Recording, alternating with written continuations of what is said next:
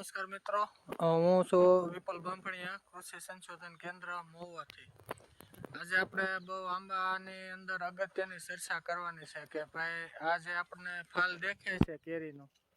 કેરી આપણી આવી અને સેટ પણ થઈ ગઈ છે, પણ હવે જે આ કેરી છે એને આપણે ખરવા નથી દેવી, અથવા ખાકથી જે આપણી તૈયાર થઈ ગઈ મગ જેવડી, વટાણા જેવડી, કેનથી મોટી સાઈઝની આ તમને દેખાય છે એ રીતના.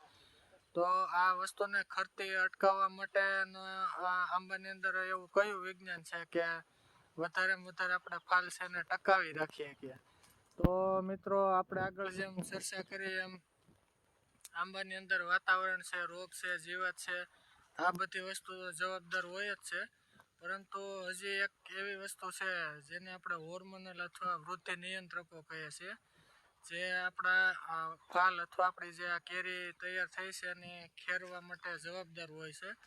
તો એની અંદર આપણે વાત કરીએ તો ખાસ કરીને એબ્સિસિક એસિડ અને ઇથિલિન ગેસ, આ બે જે હોર્મોન છે એ આંબાની અંદર એની સિસ્ટમમાં જ ડેવલપ થતું હોય છે.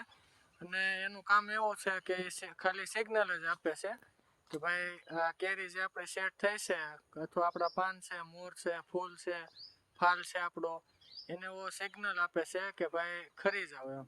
એટલે એના હિસાબે આ હોર્મોનનું પ્રમાણ વધે એટલે કેરી તમારી ખરવાનો પ્રશ્ન છે એ વધારે આવતો હોય છે. પરંતુ આની માટે આપણે પાસે એક એવો ઈલાજ છે કે જેને આપણે એન્ટી હોર્મોન કહે, કે આ જે હોર્મોન છે ખેરવા માટે જવાબદાર એબ્સિસિક એસિડ અને ઇથિલિન ગેસ, તો એને બનતો જ આંબાની અંદર અટકાવી દે. તો એ જે હોર્મોન છે એનું નામ છે આલ્ફા નેપ્થેલિન એસિટિક એસિડ.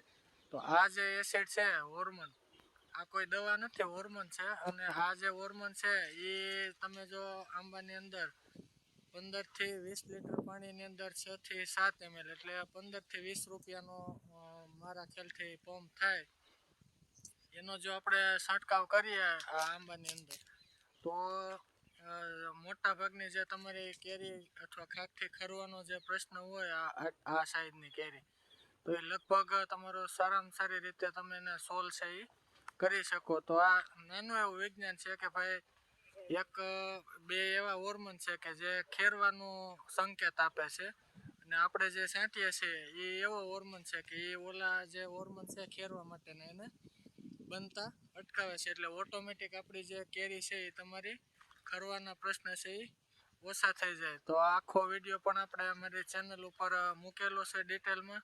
તો મિત્રો વિડીયો સારો લાગે તો શેર અને સબસ્ક્રાઈબ કરવાનું ભૂલતા